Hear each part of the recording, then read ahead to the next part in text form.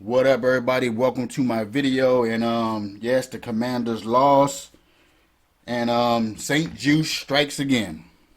Now, in the other game, he almost cost us the game, but we overcame that. We probably could have overcame his F up if it wasn't because of the refs were placing the ball like a yard from where Ertz was tackled at, and for us to not get a measurement from upstairs or whoever's in charge of saying, yeah, we got it, we don't got it, for us not to get the measurements, that's crazy. I don't know. Maybe they didn't want us to win. They want us to go up against Philly and have a battle of the first place and all this other stuff. So this was a good test. This was, all the games are a test for us, but this was a good test, not just for the players, but for coaching. Now, if you watch my Commander videos, I always talk about St-Juste in the fourth quarter and how I will pull him if the opponent is down in the fourth quarter and they need a big play. All they got to do is just throw it to his direction. Do we either catch the ball, pass interference, it's going to be either one of those. Rarely he'll break up a pass or whatever, and or the person be overthrown. He always doing like this, like he had something to do with it. No, the quarterback just overthrew the receiver. And he did that in this game too, and I was wondering, like, he wasn't going to catch that ball anyway if you wasn't covering him. But you may know how I dislike St-Juste. I don't think he will be a starter anywhere else. I always said him starting over Forbes, that means we're in trouble. Because if he's better than Forbes, what is Forbes doing? Is Forbes getting beat? Because St-Juste getting beat. Is Forbes always handsy with the receivers? St-Juste is the same way. So what's the difference between St-Juste and Forbes? Does Forbes leave somebody wide the fuck open? That play to Mike Williams. Mike Williams didn't even do a double move. He just flat out burnt them. That's why St-Juste plays so far off, because he's slow as fuck. You know what I'm saying? So he burnt him. He didn't do anything. He just flat out ran past him. Like jogging, and all of a sudden, choom. Come on, man. And did you see what St-Juste's excuse was? All right, let me play that clip. All right, here we go. Here's St-Juste's excuse of what happened. It says he takes the blame for the Steelers' loss. On this one, he taking the blame? Oh, what about the other one? All right, here we go. Boom. Just got to know my personnel and just play the fade and come back down to play any other routes. Sometimes I get caught up in trying to make the play so much that I try to guard everything. In these situations, you got to pick and choose, and you got to pick the right option. You say pick the right option. Like what in your mind? I say I got to pick the right option. So in that one, what are you looking for then? You got to play the fade. That's what he likes to do. That's what Russ is good at. We'll come down and tackle it if they have a first down or anything else, and they have to go 10 more plays, instead of a touchdown. And you guys have. All right. So before the game, you didn't know that Russell Wilson liked to play the fade, especially in crunch time like this. You didn't think of Thomas. I went with the wrong option and all this other stuff. I got to play the fade. I got to play the fade. Russell Wilson like to play the fade. So if you already know that, unless somebody done told you that afterwards, does that mean you talking about somebody trying to cover everything else? What the hell are you trying to do? You trying to do too much. That's what it sounds like. But I think that's his excuse. You're just not a good NFL player. You're probably a good college player. You're probably good at covering maybe a third string wide receiver, maybe fourth string wide receiver. You're probably good with covering Dotson in practice or something like that. You ain't good at covering Terry McLaurin, or maybe you're good at covering Oz, because Oz dropping balls and muffin punts. This game wasn't all on you, St-Juste, but in crunch time, it usually is. Now, we had mistakes all around, because we overcame all the other stuff that happened. And I probably give a lot to the rookie Newton for jumping off sides when everybody and their mama knew that that's what they were going to try to do. It's no telling if we stopped them, we was going to go downfield. Maybe we would have kicked the field goal. I don't know. We got a new field goal kicker. I don't know. But I think Jaden Daniels probably would have took us down there. So that's why I really don't give St-Juste all the blame. But this happens all the time in games. Newton just made a mistake this time.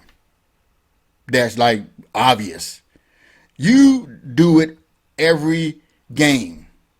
You get beat every game. Almost all the time in the fourth quarter, too, as well. Oz, he muffed punts all the time. I don't know why they keep putting him back there. He muffed a punt with the Ravens, but our team got it back. He almost muffed a punt one time. They put him back there again, and he muffed it. So if I see him back there again against Philly, we got problems. Because they don't have any favor with nobody else playing back there. I understand about giving people chances and chances, but if you keep doing it, you're going to cost me your coaching job. I can't be having you out there messing up. I don't care how likable you are or how much of a friend I am to you or how much you are a nice person or a good dude, good player, whatever the hell. But if you're going out there and I put you in a position and it's like I got to bite my nails to see if you're going to do your job or not, I can't have you out there. That's just like having a kicker out there, and you know your kicker kicks field goals, and most of the time it's like 50-50 with him. So you're going to bite your nails like, oh man, I hope he makes this field goal. Why would you put yourself in that position? I call St-Juste, Saint Trash Juice, because it's like a pun on his name. Have you ever smelled trash juice? I'm talking about the juice from trash. When the truck driving down the street and it's dripping juice, that shit smells horrendous. That's what St-Juste is. Horrendous. His plan is horrendous. You know, and I'm sure they probably can call a flag every time he goes up and down the field on him. But they choose, we're going to let it go this time. But when it's a big play, we're going to call it. Just like it's holding in every play. You know, refs choose when they want to do it or not. Maybe Vegas telling them, hey, do it right here. Hey, keep this game close. Call it right here.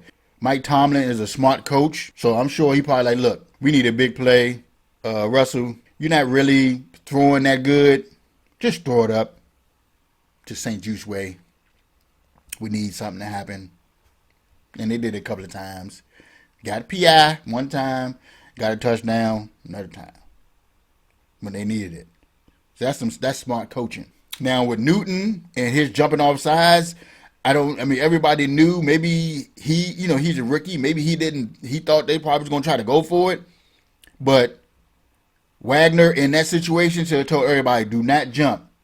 Watch the ball. Do not jump. Just watch the ball. If they move, I got you. Do not jump off sides. All you linemen, do not jump. But I don't think they relayed that to everybody. They probably figured everybody just know. So that's a learning thing, rookie mistake. You know, a defensive coordinator probably should be on the field to let everybody know and to talk to them individually. When they messing up or something, talk to them individually. Like, look, this is what's going on. This. You can't be in the microphone headset and calling them on the phone. Like, look, you got to be in their face. So maybe Joe Witt he's up there. Maybe he's up there because he don't want to be in their face cussing their ass out when they be messing up. So I don't know. So that's probably why he said I got to be in. I got to be in the booth because I know I'm gonna choke one of these mother. That's probably why he up there. And did you see the interview coming out of halftime with Mike Tomlin? See, I told you Mike Tomlin is, he's a smart coach.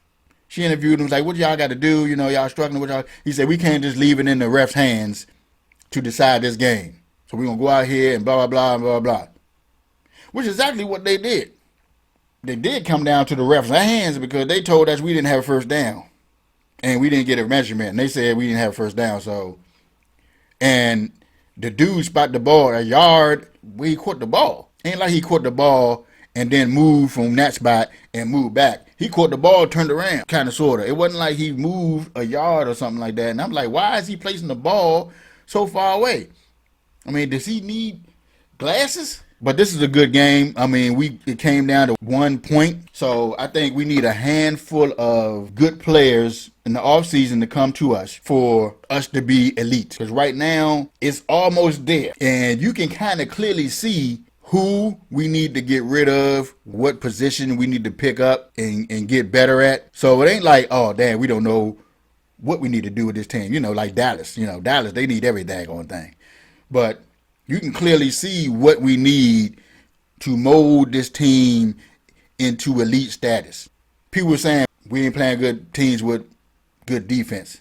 We played at least 2 or 3 with good defense, and we lost by at least 1 to 3 points. So we know what we need to do. We know who's the weakest link on the defense. We know what we need to do on the off season. It's like we trying to patch it up now to see if we can make a run. But I mean, I'm proud of my team either way. They doing good right now. We doing better than we did last year. Nobody expected us to do anything to turn this around so quickly. So right now we doing okay. I said we was going to lose 5 games, but if we lose more than 5, maybe 6 or 7, it's still better than last year. We got Lattimore. Not sure if he's going to see the field by week 12, 13. I don't know. But at least we have him for next year. We got all this cap money. You know, we got people on 1-year deals. So we know who we can bring back, who not. Zach Ertz, I think you're a little old, even though you can run a route, but you're slow and you're scared to take a hit. I don't know if Ben Sinnott is even ready or they just holding him off just so he can be elite next year because he's good this year, but or I don't know why they just putting Ertz out there and not having Sinnott in there every once in a while to rotate. Let me know what y'all think in the comment section. That's it for this video. Thank you for stopping by, checking me out. Make sure you like, subscribe, and share this video so you know when I drop videos.